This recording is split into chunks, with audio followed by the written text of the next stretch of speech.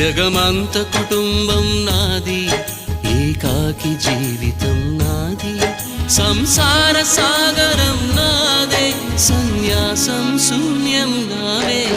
జగమంత కుటుంబం నాది, ఏకాకి జీవితం నాది.